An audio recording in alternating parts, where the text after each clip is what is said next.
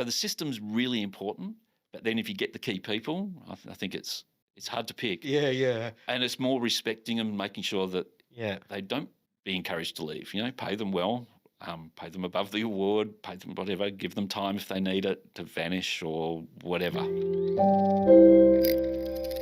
Welcome, Gary. Thanks, David. You might not even realise how much of an impact you've had at Systemology. There was a line that you said to me, and it was, I think, maybe 8 years ago or thereabouts, where you said, I think Systemology may have saved our marriage. Yeah.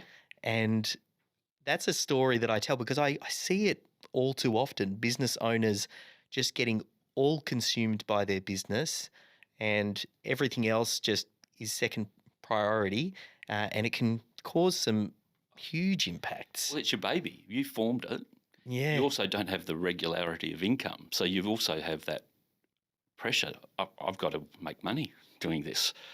And you just do it. Yeah. And you don't know. And then time goes away. And usually it's because you started doing something because you like it. Yeah. And then you get 100 hours of work a week in and you realise after a few years you hate it. Yeah. And you just have no time for your family because you're focused. And I think, I'd love to explore some of those themes just as a way to maybe give a little bit of context and set the stage. Can you tell us a little bit about Ecosystem Solutions, what you guys do, just so if someone hasn't seen some of our previous interviews, they're just up to speed with the type of work that you do? Cool. I'm a very small firm based in Dunsborough, which is in the southwest of Western Australia, in the Margaret River region, most people know of. I started as an ecologist, specialising in rare plant and animal surveys. Yeah. Previously worked with the state government in that, and started doing bushfire protection. I saw the need for bushfire protection as we were moving into areas. And to be honest, the environment and the bushfire risk are the two biggest pinch points in most developments. So I went and did some postgrad studies in that and became a really niche little company. I've had various numbers of staff, up to 6. Government policy changes have come back. I've now got 3 and looking for another one. Yep. And we've got a lot of work. It's a very niche industry. Yep. I think initially in one of my early interviews with you, I said there was only 3 level 3 bushfire practitioners in WA. We've now got 11, so it's sort of growing a bit. But I've been in business for 20 years, so we get used a lot. And bushfire management, like it's something that's really topical here in Australia, and I know people have probably seen way back when the movie Backdraft, so we have a little bit of an idea of fire and the emotional impact it can have on people. What sort of drew you to that industry? You said you worked in the government? I worked for the Parks and Wildlife Service as an ecologist in Western Australia. Yeah. And I was there for 10, 11 years and I was under contract. Mm-hmm. And so I think I had something like 100 contracts in the 10 years. And I thought, you know what? I'd rather roll my own dice, take my own chance, because I couldn't get loans. No one would give me a loan for a house or anything because and I was halfway through a PhD doing that part-time. I thought, you know what? I could set up my own little business, do my PhD and take control instead of going begging for another contract and doing stuff. So I thought, okay, let's do plant and animal surveys. And I didn't finish the PhD because I started getting work.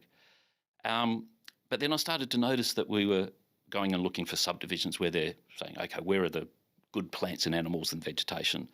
And then we need to put people there. And that was in 2005 I started. The Canberra fires, and there was Australian standards coming out for building in bushfire-prone areas. And so there was a lot of assessments. And I thought, with these two, they interlock. Yeah. Because the bush is something we're trying to protect, but at the same time, people want to clear it because of fire. So where's the balance? Yeah. So I went and did some postgraduate studies at the University of Western Sydney and in bushfire protection. Working for Parks and Wildlife, we'd always worked in bushfire. And when I moved to Dunsborough, I joined their local fire and rescue division, so structure fires, car crashes, all those sort of things. Mm-hmm.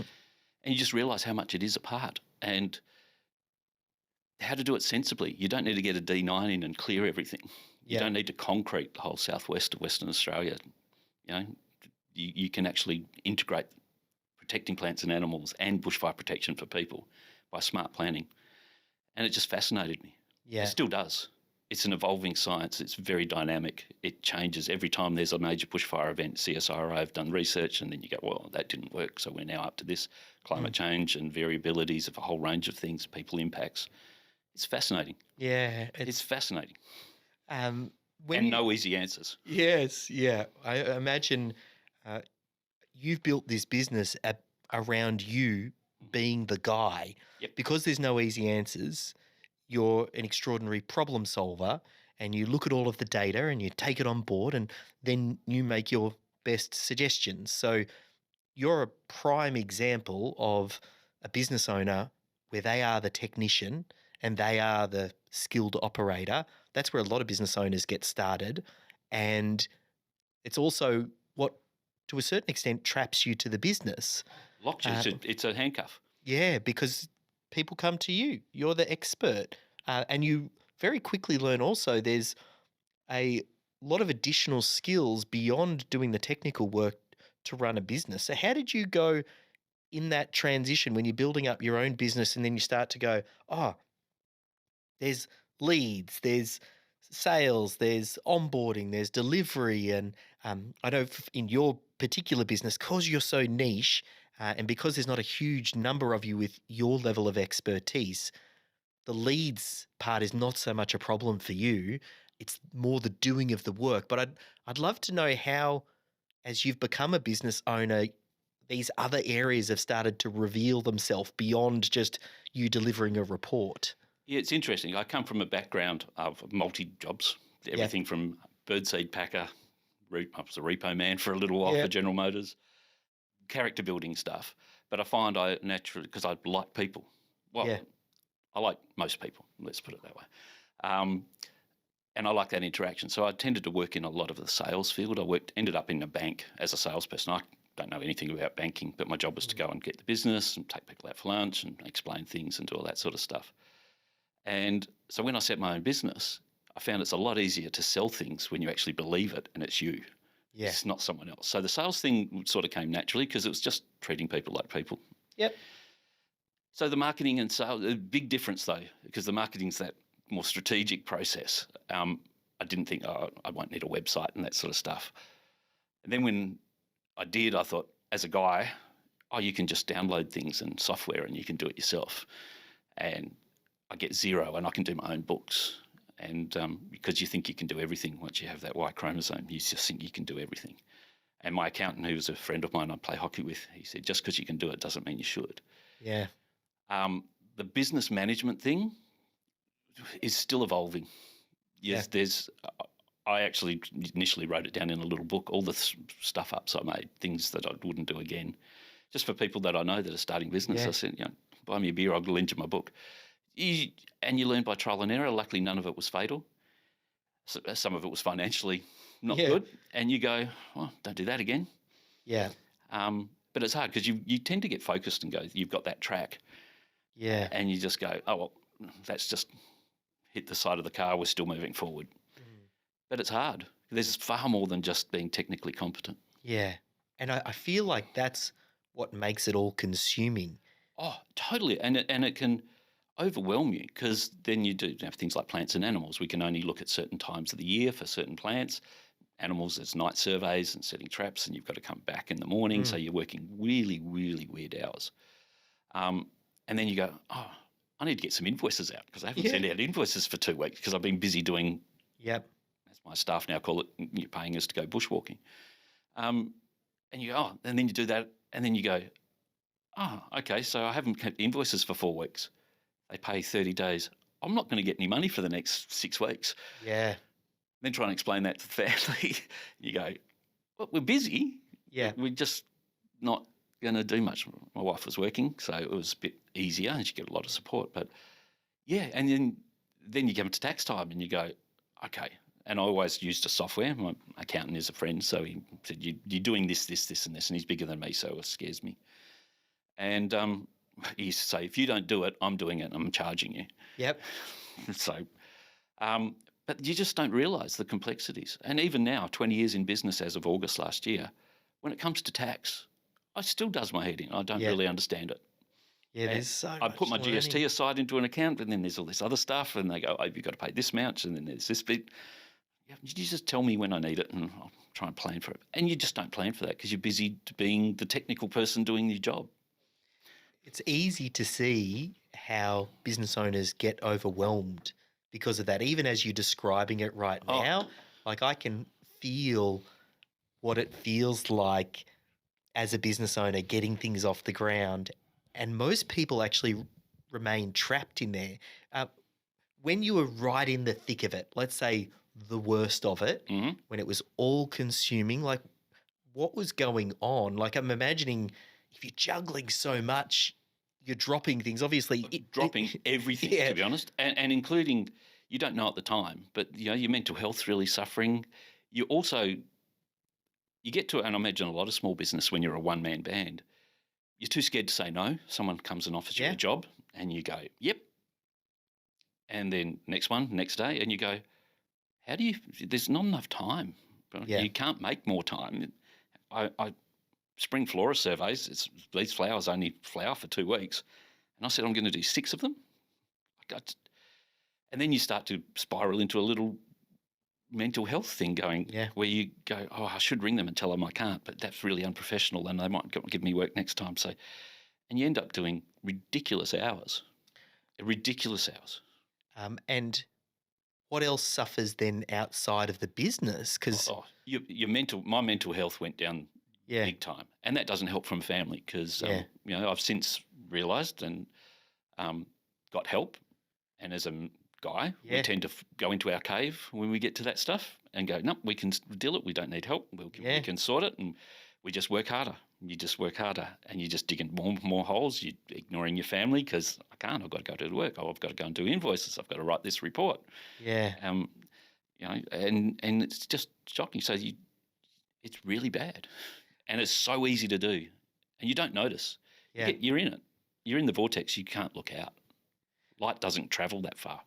I feel like most business owners' default response at this, just like you said, is they grind it out. And you're just like, the only way I know how to solve this is just to put more work in and grind through it. But there's only so long that can happen before burnout or mental health or something kicks in. Yeah, and what's worse is then you keep getting off at work when you're overloaded, and you say yes because you're too scared you might not have work in 3 months. Yeah. But you haven't given the client a 3-month time frame. Yeah. And so you go, yep, can take on that because you're too scared to say no and be very selective on what you're doing. And so you take on everything, and then you start dropping balls, and you get projects, and your client rings and goes, well, I thought you were doing this. And you go, I said I was going to do that. I'll do it Monday. Yeah. And you haven't done any strategic thought process of how long it's going to take you. And then you start to get into that depressive state where you don't ring them on Monday and say, I can't do this, because most people like that communication. You just ignore it to the point where some days you felt like crawling under the desk when the phone rang. Yeah, yeah. Think, oh, God, is that them? They're going to hassle me. And I really know how bad that is because I am a little bit of a perfectionist. I can tell. And all great business owners are. It's a blessing and a curse because you're able to deliver to a great standard, and that's why people come to you. Yeah. But now you've set this standard, and you hold yourself probably to that standard plus some. And you just get so caught writing a report, and you're reading it, and you've done it, and you go, should I put comma in that sentence or not? And you just go, my God, this is. I didn't finish my PhD, but my PhD to supervisor, he goes, finished is better than perfect. Yeah. He goes, you're not writing thesis or a published article for a journal. He goes, does it tell the story, what you've done, what your results are? No one's going to notice if it's a comma or a semicolon. Yeah. He goes, finished is better than perfect. That philosophy has made its way into systemology, that idea that you just got to get something down version 1. The business owner very commonly wants things just right and perfect, and they want to design a system the way that they would like it to be, and it means they never get to it. It never gets done, and when really the way to do it is through iteration. Yes. And that's really hard. Some of my staff, I think we tend to attract the same types. Yeah. And I've had 2 staff members now for nearly 10 years. And they still struggle with the same thing, going, it's not quite right. It doesn't quite read right. Can you read this? What do you think? That? And I'll go, you know what? Let's just send it out because I need the invoice in. Yeah. Yes. Yeah. Oh, it doesn't quite read well. I said, it tells the story. It's done. And they go, yeah, okay, I know it. Yeah. When you were in that moment around that sort of breaking point, how did you come across my work? I can't remember, to be honest. I was thinking about it this morning before I came in. I think it might have been in either a leader email that came through, or I don't know if it was on social. I don't do a lot on social media. I don't know if you were doing that at the time, but I was really struggling. And there was a point where I knew I had to do something. Otherwise, I was going to have no marriage. I was going to not see my kids. My business was going to fold. I was going to end up in hospital. I really felt like that. And so I was looking for something, and I just put on some part-time staff, which was a big thing to do as a one-man band. And I thought, I'll get in another trainee. I got a trainee, apprentice trainee type person, and got that person in. I thought that'll do the admin, but they didn't have the skills, which is part of the... And I just knew I needed something, and I can't... There's something, whatever the wordsmith you used in your... I just thought, I knew systems had to be the way. Yeah. It has to be... I do have systems. Well, I thought I did, but they were really just a typical guy thing. I did them, it worked, therefore that became the system. Yeah. And I just needed something, but for the business, not just for the technical stuff. And I honestly, I was trying to think this morning. I can't remember what it was that attracted me, but I thought I had to do it. Yeah. I had to try something, because I'd tried thinking it was a software thing. I had to try these project management software. They're all complex and they're expensive, and you take more time putting the data in to get what it. Basically, we go out and look in the bush, write what we find, come back. We don't need Microsoft project timelines, but I thought that might have been the case, and I tried different things. I employed some people to look at my business and try and put, but again, it was very software based, and I don't want to do that. It didn't make sense. Yeah. So whatever it was you did, I saw it, and there was that initial workshop series that you had, and I tried to look at the date, but because you've updated to System Hub 2, I couldn't see the date on it. Which I actually think it was 8 years ago. I roughly thought 10-ish. Yes. I was just sort of. When we recorded the video was 8 years ago. Okay. So we would have been working together for some time prior to that. So it's funny to see sort of down the track and to watch the evolution. I think you did something, and you even said for the mental health thing, and it was the same with systemology. And I think it's a lesson that a lot of business owners don't get, and men, just stereotypical, is asking for help. Oh, yeah. Or looking for help, or thinking, I can figure this out on my own. Or no one else knows this. This is my business. I started it in bedroom 3 of my house, and no one knows it as good as me. So I'm the one that needs to solve it. And being a man means we problem solve, Yes. The breadwinner of the family, and I'm making $2.50. No, you do, the way you solve that is you work harder. Yeah. I think that insight that you had, because most business owners, again, just stereotypical, they're not wired for process. It's almost like two personalities here. We've got this founder, visionary, creative, problem solver, move quick, get things done, solve the problem when it presents itself, whereas the systems mind has a lot to do with capturing what works, creating a checklist and a process, putting it in behind you, which is always important but never urgent. Yeah. So the business owner only deals with important and urgent because that's all they can focus on, which then means process never gets done. No. And to compound that, they're the worst person to lead and direct someone else to do it because they're not process people. No, and it's dead right. And that's where the system you coached us through. Yeah.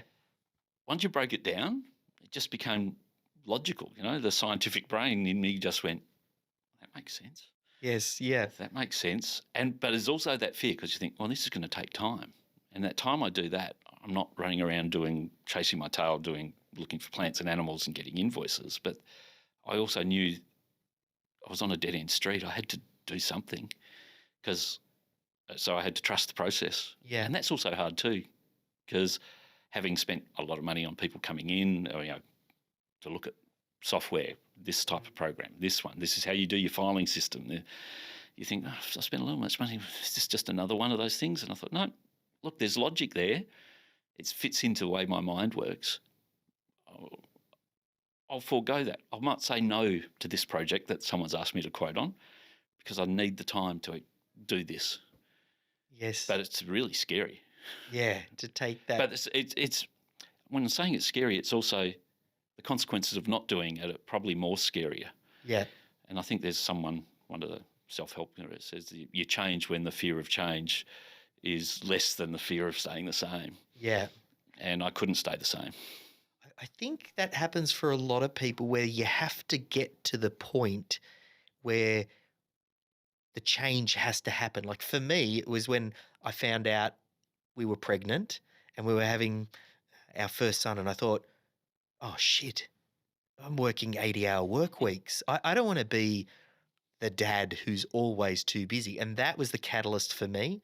And different business owners have different catalysts. Some get to burnout and say enough's enough. Some are on the path to exit and they say, I want to build this to sell it. But oftentimes there has to be a catalyst for someone to go, yep. Change. And so I can't put a specific point of what that catalyst was, but the Lego pieces had been joined together enough that because I was waking up feeling sick and I wasn't sleeping because you're solving problems at 2:00 in the morning. Yeah. And then you wake up and I've got to do that, and you feel sick.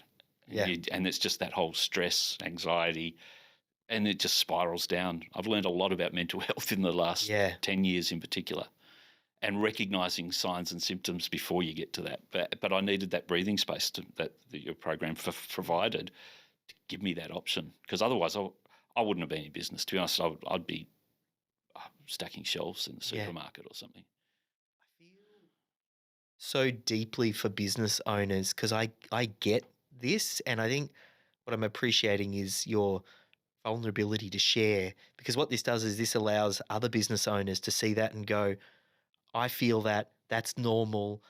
And what makes it, again, even harder for the business owner and why I appreciate them so much is oftentimes they don't have someone that they can share with, because they're presenting a personality to the family, which is, hey, everything's fine. I've got this under control. I'm the breadwinner. They can't share it with the staff because, everything's fine. We're doing this. We're charging forward. And then oftentimes the business owner just has to carry all of this themselves.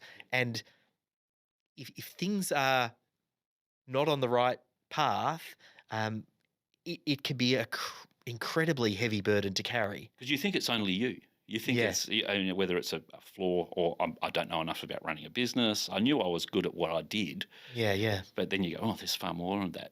But I think you hit the nail on the head. It's all business owned, because when we did, you had that initial thing. There was, I think, 6 of us in that initial thing, and we did the Teams type thing or whatever it was called back then. And there was a range of people, from printing people to a whole. And they all we were talking the same thing, and you thought they've got the same issues. Yeah. It's the same stuff, so I'm not that alone. This is fairly common. Yeah, it's amazing because we run the Systems Champion Academy still today, and we run them in, there's little groups of business, and it's amazing to get business owners from a variety of different industries, and you start to realize, hang on, all business really is actually very similar. It's more similar than it is dissimilar. Yeah. We have to generate leads. We have to convert those. We have to deliver. We've got to manage staff. We've got to manage cash. We've got to manage the direction of the business. Those pieces are all the same. And oftentimes the business owner starts the same. They're the technical person. They know how to do the work. They become the guy, the girl who is the center cog. And then all of the habits that they've developed to make their business successful are the same habits then that trap them. Yes. that whole perfection thing you were talking about Yep. earlier. And it's really because whatever you produce when it's your baby, your Yeah. business, that's you. That's your professionalism, that's your character, that's your integrity that you're putting out there. Yeah. And it's never right. It's never. Yeah. And then you speak with some clients I've had for nearly 20 years, planning consultants that come to us, and they said, we never noticed any of that. Yeah, yeah.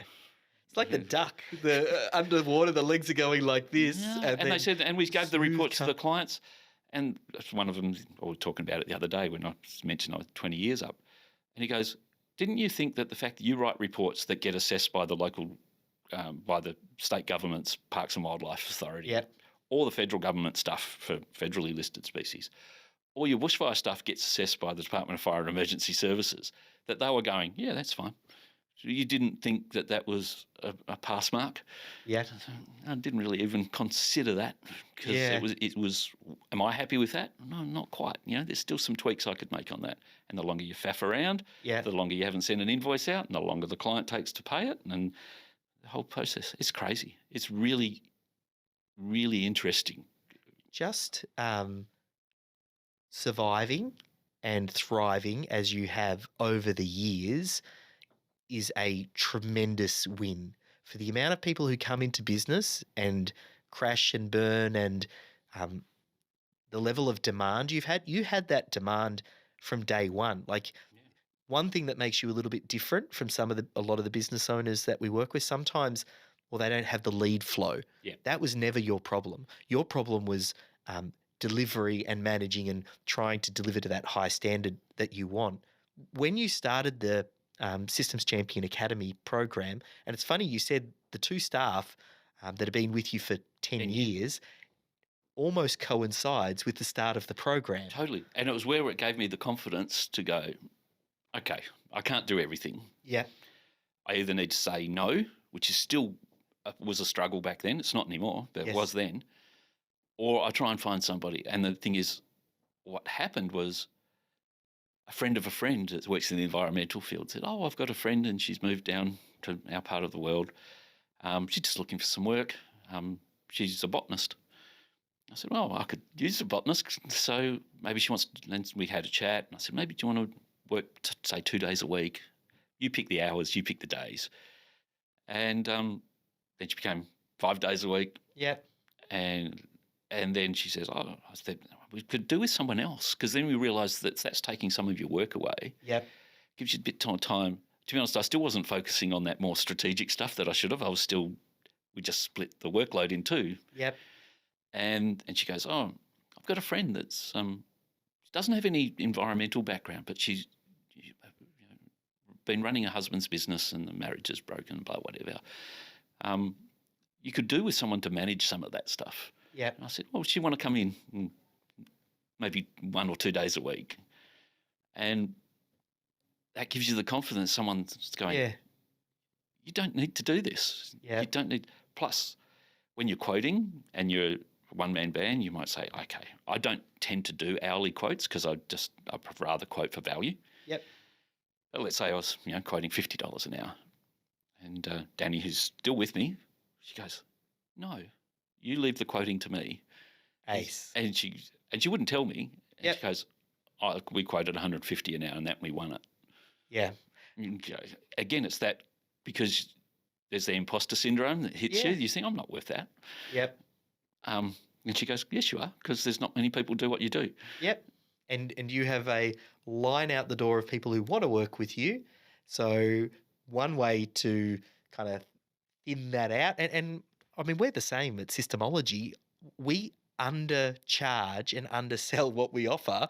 I want to try and help as many business owners as possible, but I know it's about value. Yes. That's really what it is. Like, what is the value that you're bringing? Yep. And like you, we are the only people who deliver this type of thing in this way to this particular standard. Yes. So it needs to be charged accordingly. And we've always had again, it was another. Of course, I was going through my little spin there. I read every book I could find. And think, but there's an American, I think he's a management consultant, but he said charge by value. He said charge by hours. There's only 24 of them. Yes. if you charge by value of the project, but you have to be worth that, Yeah.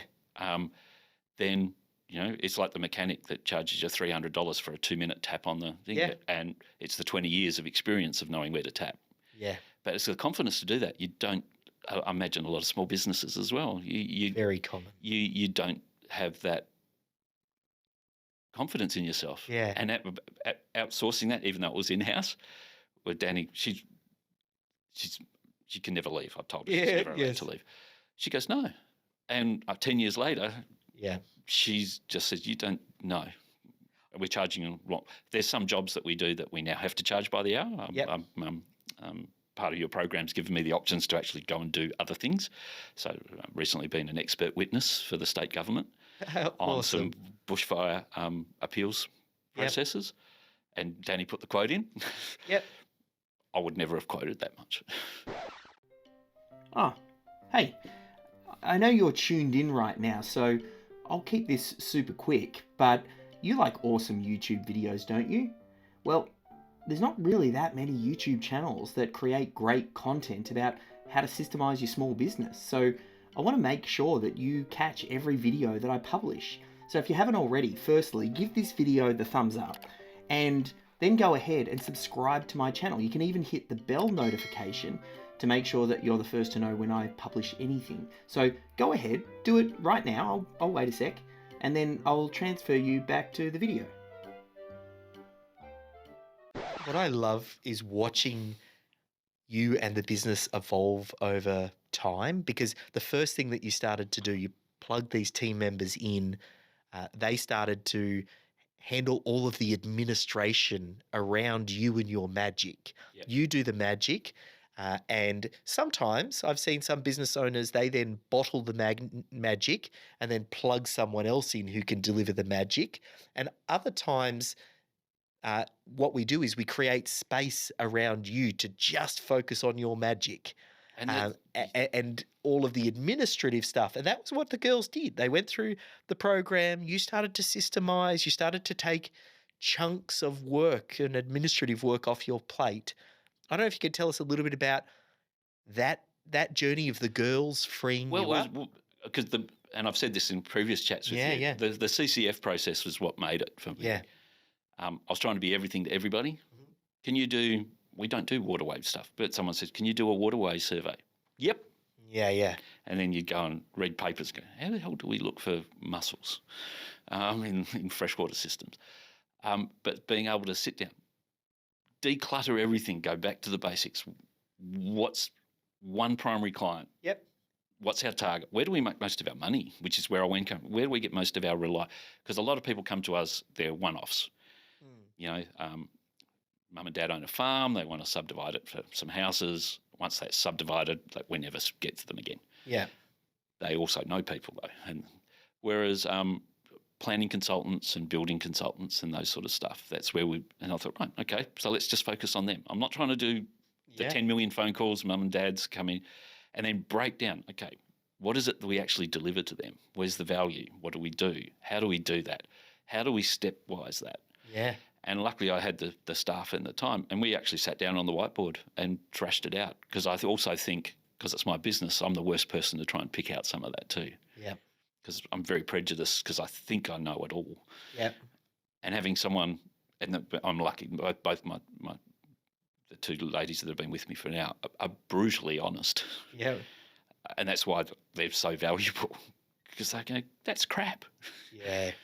No, it's this.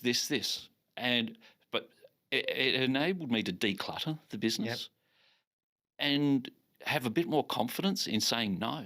You actually don't fit our ideal client mix, really. Yep. There are others that are. These are some people that might, but no. And that's really scary. Yeah. That's really scary.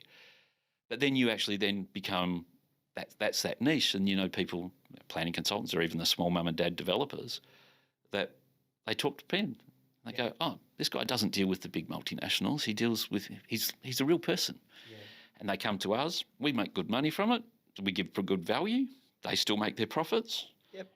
And we just weren't trying to be everything to everybody. Yeah, I can survey your mosquito habitats. And no, we now do rare plant and animal surveys. bushfire protection stuff, generally at the larger scale. Yeah. And anything else, people come to us, because even to build a house in a bushfire-prone area, you need a bushfire attack level assessment. We can do them. Yep.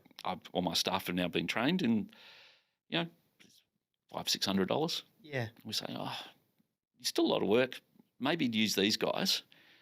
But then we get someone, we're doing a 400-lot subdivision and we need to design the stuff. Yes. And we can charge a lot more than the $800. And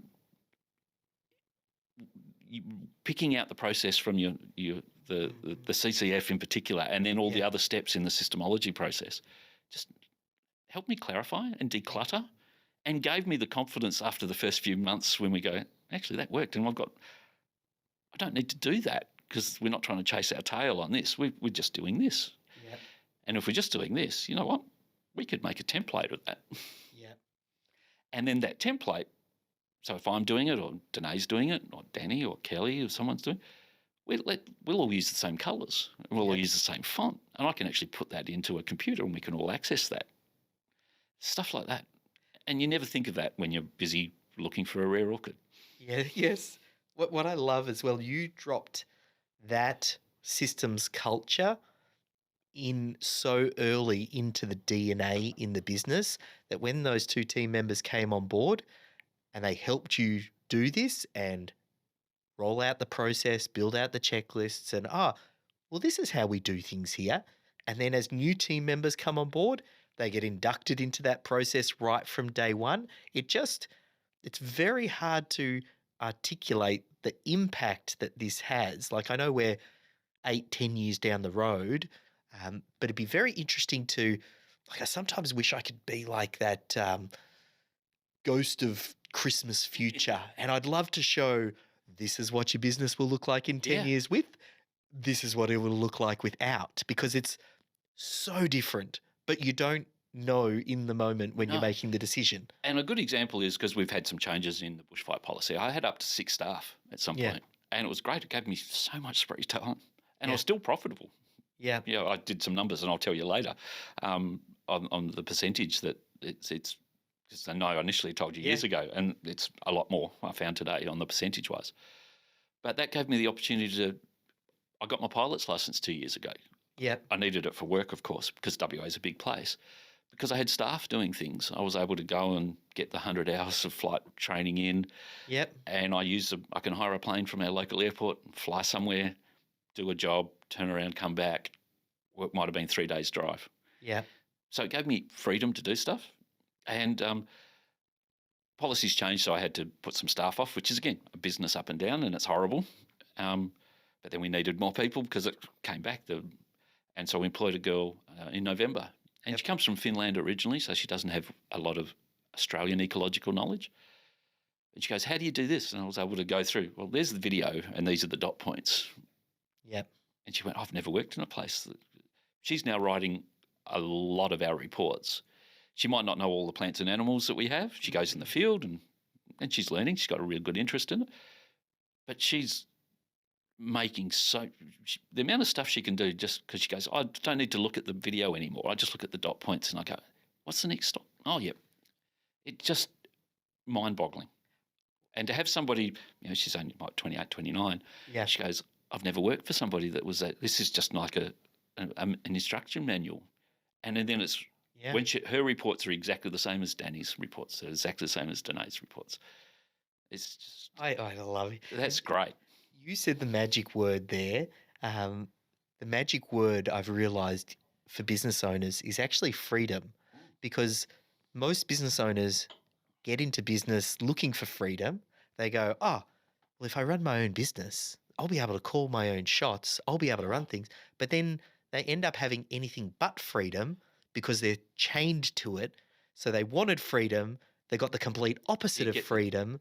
And really the gateway to get what they're after is freedom is systems, because the only way to transfer standard knowledge, how we do things here, to take it from tribal knowledge trapped in someone's head to this is transferable to your new team member is through having it documented and having it written down. And I know it's not a sexy topic. It's not like... It is when you see it. Yes. And you go, yeah.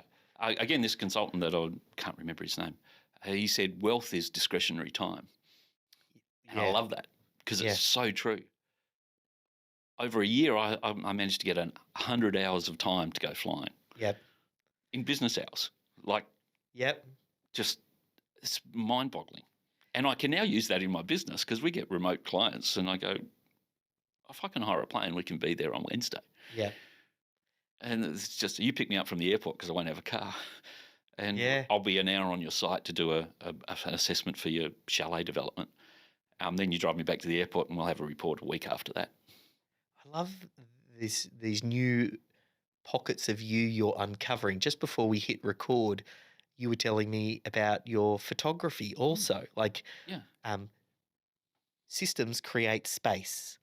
And then that space, then the business owner can think about, well, where is that going to go?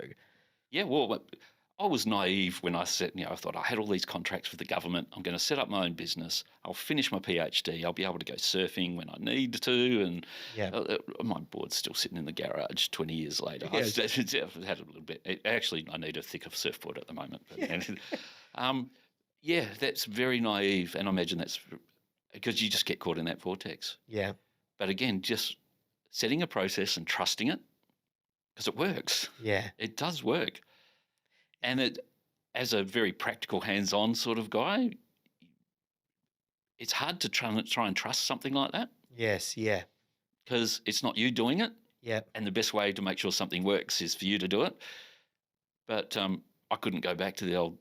I'd be insane. I'd have no idea. I really think I would be packing shelves in Coles or living in a humpy in the middle of nowhere. It's what I find interesting is the time moves, and we were talking about your kids beforehand, and I mean they're 24 now, 21, 24. And you've been doing this for 20 years, and we dropped systems in right in the middle. Yep. And it takes time for this to cook and for that to filter through. And that's also one of the reasons why some business owners abandon this. Maybe they try it for a month or two and they try and get some process in place. Oh, my team didn't follow the process. Oh, it was very hard to document. This didn't work for me because of that. And then they abandon. But it's the compound effect. And now we're 10 years down the line, and it's hard for someone in the moment, to realize it doesn't happen overnight. Yeah. And even when you employ staff and you're going through it, you do tend to be looking over their shoulder. Yes. Even though they're following the process. Yes. And it's, again, what I've learned is the key thing is getting the right people, and I've never advertised. It's all admittedly because we're in a country town, so it's a bit easier. It's friends of friends or contacts. I invite them over for a coffee if I need somebody. We have a chat. I explain what we do because it's a bit niche. And, I say, maybe I'll put you on casual for, a couple of months and you might not like me or we might not like what you do. And that way we're not bound to anything and you can just bugger off. Yes, yeah. Everyone stayed. Yeah. We've lost a few recently because they were 28, 29. They got offered jobs. They've been with me for 5 years, but they'd got offered jobs in government. Yeah. There's career progression. There's things, whereas we do a lot of the same things. We might be in different places. Yeah. I tell them they can pick up whatever job title they want to call themselves, but it's still the same stuff. And you don't get that exposure to, in our field, some of the experts are in the government, the topic experts. And so being able to work directly with them, so I'm really happy for them and we gave them a good leg up. But when they happen, you think, oh, no. Yeah. But, ultimately I'm happy for them. But you just got to trust the process. And it takes, I would say it took 6 months. Yep. Yeah. And so I was still pedaling like crazy. Yep. And then after about 6 months, I was looking over the shoulder and Danny said, bugger off. Just go away. You don't need to be here. She goes, you go out and go to a conference. Yep. You talk to people. Tell them what we do. You just send us the work. We'll do the work. Yeah. You just go out and bring in the business. Go and speak at the conference. Go and take people out for dinner. Share a bottle of wine with them. Yep. And then they'll call us. Yeah. I think that's it's been very interesting to watch. I mean, you talked about it earlier, getting clear on the dream client and the primary product or service. Let's map this out and let's build systems around that. And then to have your team step up and to be able to deliver that core product, whether you're there or not. And then it frees you up to then think about, well, where am I going to spend my time? And I think having some of your life come back is important.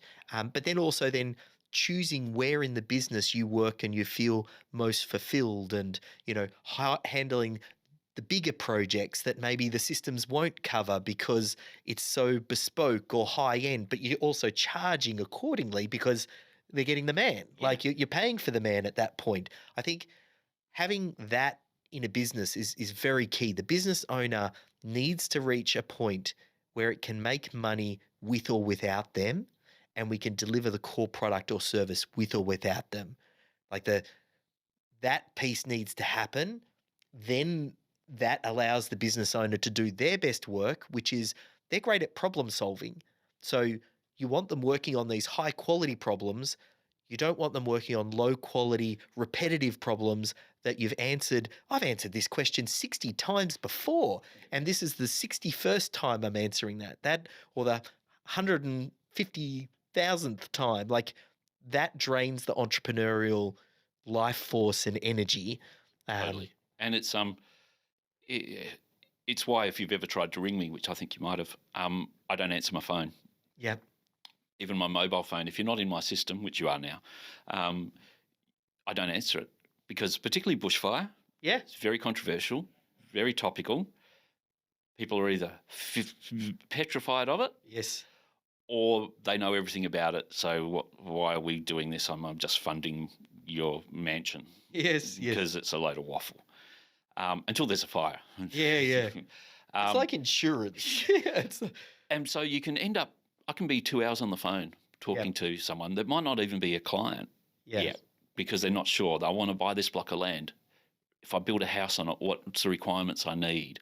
Or can I subdivide this part of my farm? And if I do, what are the bushfire requirements I need to meet the policy and stuff? I could be 2 hours on the phone. And then they might go to someone else. Whereas they now divert to my staff. My staff have now been highly trained in the bushfire stuff in 10 years. I sent them on the course. They maybe have not done the tertiary qualifications. I've offered that to them and they just went, no, thanks. Because they do it. And even some of the more technical aspects that me as a level 3 practitioner in our field, there's a lot of mathematics and physics and stuff. I put them into the little system stuff. So my staff now can follow the process. They now understand the rationale behind it, but they end up with numbers. They then flick it to me and say, well, we followed your process.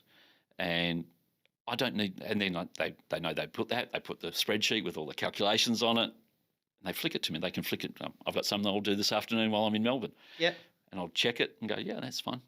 And the report's done. And it's not me having to sit down and grind the numbers.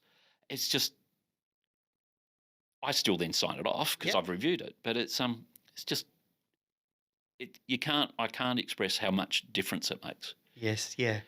It's hard to put a value on this. Like I think, what price can a business owner put on getting the freedom back that they wanted? That's very hard. But some clients are better at relating down to show me the numbers, the bottom line. And you're one of those. What impact, like if we go beyond freedom, like I think mental health, family, sanity back, like all of this stuff, I mean, the price tag, you can't put a price tag on that. But when it comes to bottom line impact on business, net profit, like what things can you attribute to putting system, process, and rolling out systemology? I would say all of it, and I did some numbers this morning, so I'll just double check. And I couldn't remember when we first met, but I went from 2015 to, let's say, 10 years. My turnover's increased 338%. And net profit has increased 180%.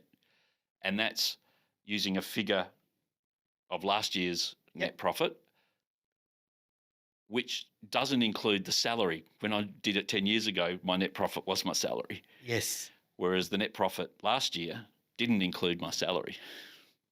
And Yeah. that's with time. So that net profitability is up 180% in 10 years with time for me to actually go and do stuff. I'm 5 days here in Melbourne and I'm doing Yeah. some meetings and that sort of stuff, but I don't have to rush back till Yeah. Tuesday. Yeah. And I know my team will do exactly, if anything comes up, they'll ring me or send me an email. So the business is more profitable. Yep. And I've got more time. Yeah. And look, the only thing that's really changed in that is my mindset, which I think has come from the system process. Yeah. And I'm not trying to blow smoke up your backside. Yes. Yeah.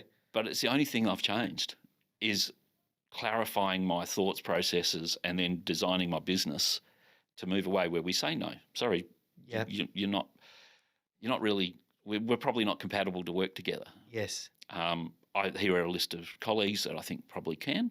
They're new in their business. They'll take on a lot more.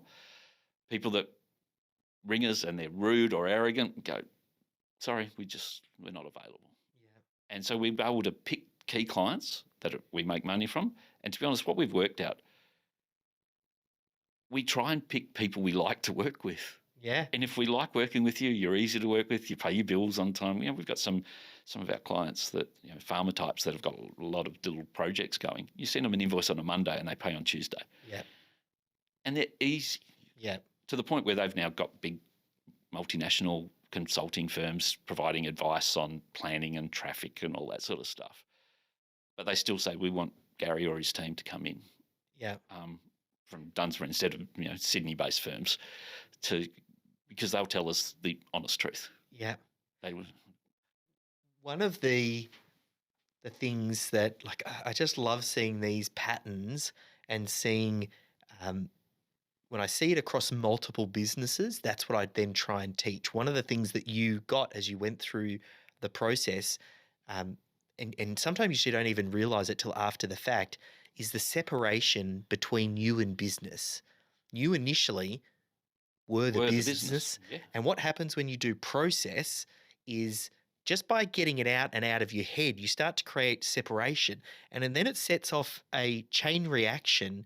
And it gets to the point, like you were saying, oh, if my business is operating as an entity separate from me, well, of course, I'm an employee of the company. I should be getting paid a wage for what I'm doing as an employee if I were to replace myself. And I own the business. And as an owner, well, that's a separate role. The net profit and the bottom line, well, I get paid that over and above my wage because that's what my role as a business owner. And there's a return on the risk I've done for setting that up. Correct. And it's that where a lot of business owners get caught in this trap is, again, they are the business. And what has to happen in the brain is to have separation from that and then realize the business is a separate entity, a separate machine. Though the systems, the processes, the IP that you're extracting out of your brain is actually owned by the business. And that is the magic. It's how do we capture your magic, your DNA, because Gary has magic DNA that's made you really successful. And we have to somehow bottle that. And once we bottle that, that's the magic that the business owner or the business now holds that can then teach the other team members. Yeah. And once that happens, this little thing over here starts to work on its own. And getting key team members that become that core. Yeah. That are advocates as well. Yeah. And can be brutally honest with me as the business owner if I'm all decisions we tend to make now because between the three of us in particular, just because they've been with me long enough, and they're brutally honest. No, we don't need to do that. Why are we doing this? Why are we doing this? Why are we doing this? And even if they're just playing devil's advocate, because one of my staff members is so good, why are we doing this? And we're going to do it anyway, but she just wants me to clarify why. If I can articulate it, then that goes into the system process. How did you build that culture? Because it's very easy to get yes men and women who will follow orders, even when you introduce process, because there's a common misconception that, we have process in place, I'm just going to have robots. But what you've just proven is we have a way of doing things, but we're constantly stress testing There's and pressure. strength in that diversity. Yes, yeah. I don't know how. I think in maybe, just thinking now quickly, being in a country town where Yeah. I've never advertised, it's been word of mouth from Yeah. the first person Kelly when I employed. It was then Kelly's sister's best friend. Yeah. Danny came in, and then Danny mentioned Danae was around and she's an enviro and she's looking for work. Now the kids are, and I think it's then also perpetuating in the office. We have an open plan office, which is a bit of a pain sometimes, but it's because as a business officer, when there's a phone call and you hear discussions, you go, Yeah. what was that? And Danny goes, no, you don't need to know. But encouraging that open freedom, and if somebody does criticise something I've done, don't jump on them and say, oh, thank you. Yeah. Why did you say that? And then thinking that through and go, that's actually a fair call. See, I reckon that's from within you. And it's almost like that's part of whatever you've bottled, that's made its way into the systems and the way that the people that you hire, because you want to reward the behavior that you want to see more of. If someone gave you feedback and then you shut them down and you did that publicly, well, you're sending a message to the rest of the team that it's not okay to push back like that. But you've created a culture of, hey, I'm going to respect your opinion here.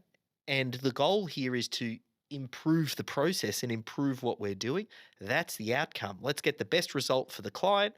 Let's have a great bottom line and make sure this is fun. And we need to keep optimizing towards that. Yeah. No, it's the guy that owns my building is a friend of mine. He has his business. He's downstairs, and I'm pleased. And he's in the fire brigade too. I've known him for a long time. And I'm often told him, this sounds really arrogant and it doesn't come well across, but I think it takes the point. I say, I'm really lucky in the team I've got. And he goes, no, you perpetuated and formed the team you've got because of the way you set things up. And it's also, respect. Families first. They've got kids. Kids are sick. Go home. Yes. You want to work from home? There's a laptop. Go from home. I trust you. You put your timesheets in. I'm not going to look over your shoulder. And encourage that. What do you think? Wow, no, we don't want to work with that sort of person. We've heard him on the news, and that's not going to work. Or that's a very topical project. Or no, we're not. Should we go on this one? That sort of stuff. It's encouraging and setting that environment where that can happen. I don't ask my staff if they're sick. I don't want sick days. They get their sick days. But I don't want to see a doctor's certificate if I don't trust you. If they say, we'll come in at 10, but we'll work till 4, that's fine. I want the job done. I don't. You send your timesheet in as normal, but I'm not going to go and analyse it. And in fact, sometimes I more analyse it because I come in on a Sunday to clean, and I've seen them in there. So why are you here? And they go, we wanted to finish this job, and I've got a 4-year-old and a 5-year-old at home, and you've got nice coffee. It's air conditioned. My husband's looking after the kids, and I can be here and I can do this. This is a nice place to work. And then I find the timesheet. They haven't put the time in. Yeah. So I said, no. And I change it and say, you're 3 hours on a Sunday, and double time, whatever it is.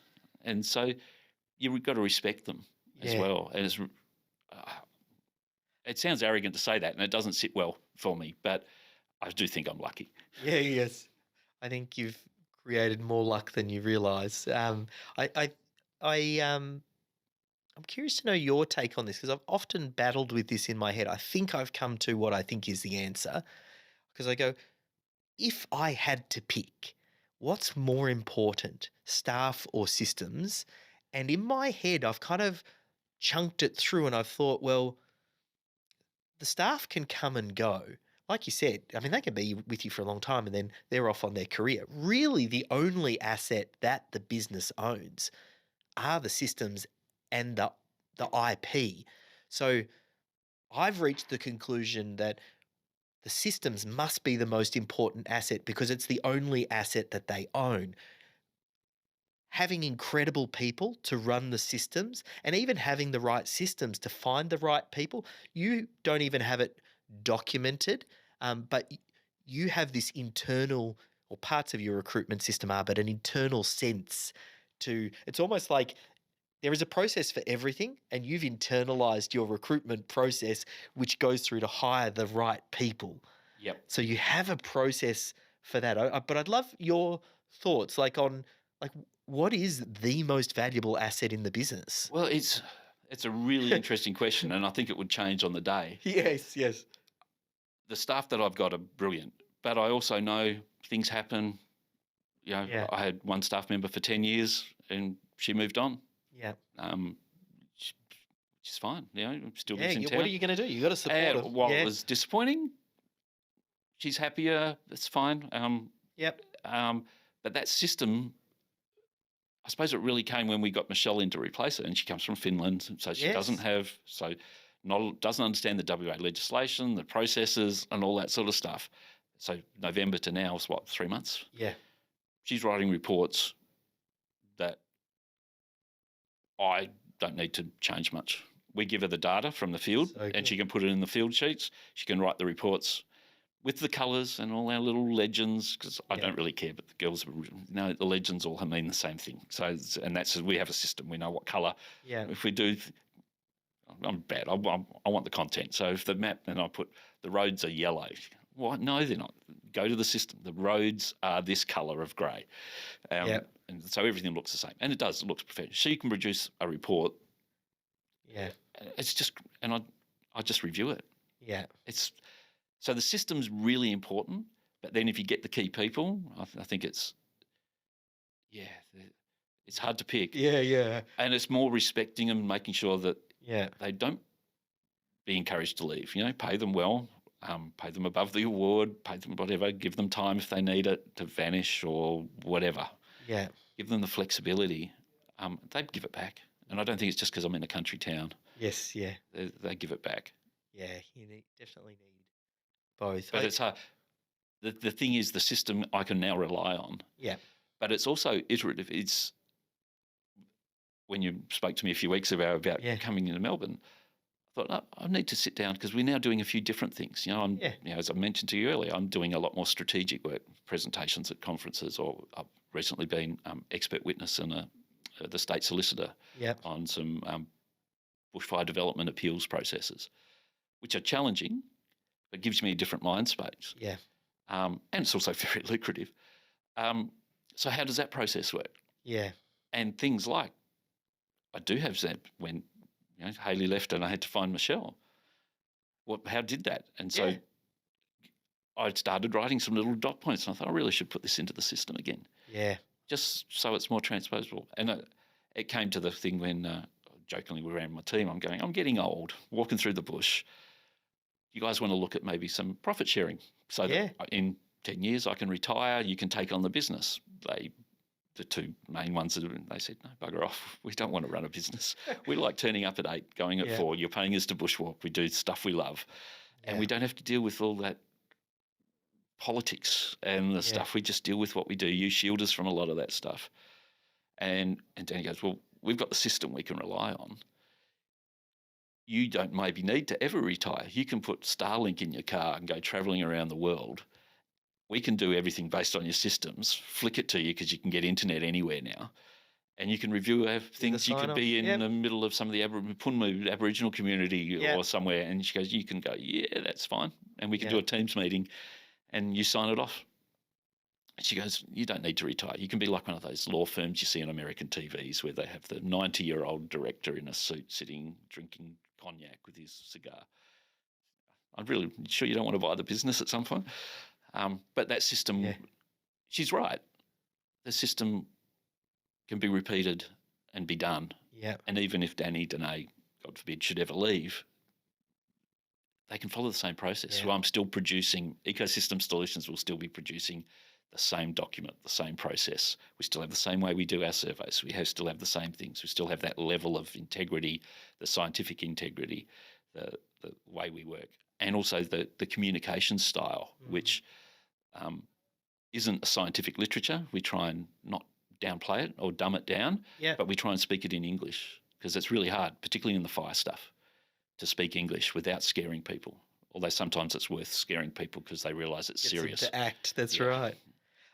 You are such an inspiration for a lot of business owners. You don't realise it.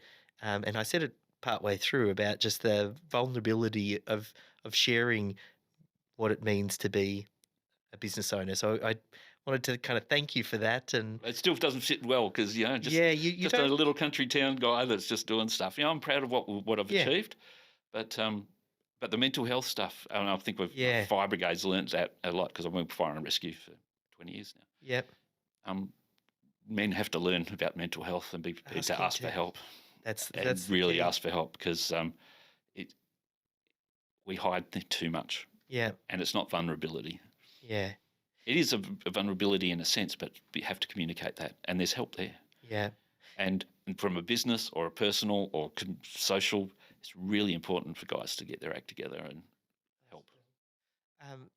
As a last point, if you were able to speak back to Gary or that business owner that's in that tough spot, and we're talking about asking for help and they're looking for a way out, and you, having got the benefit of hindsight, able to look back and you could offer that person some advice, particularly when it comes to the business side of things and the impact that systemology might have. Is there anything that you could say to speak to that person if they're in the thick of it now? Yep. First of all, stop. Yeah. Breathe. Yeah. Go outside, get some fresh air, or go into the bush or go to the beach. Breathe. Put your hand up and ask for some help. Yeah. Really ask for help. And then trust that there's a process that can get you out of that.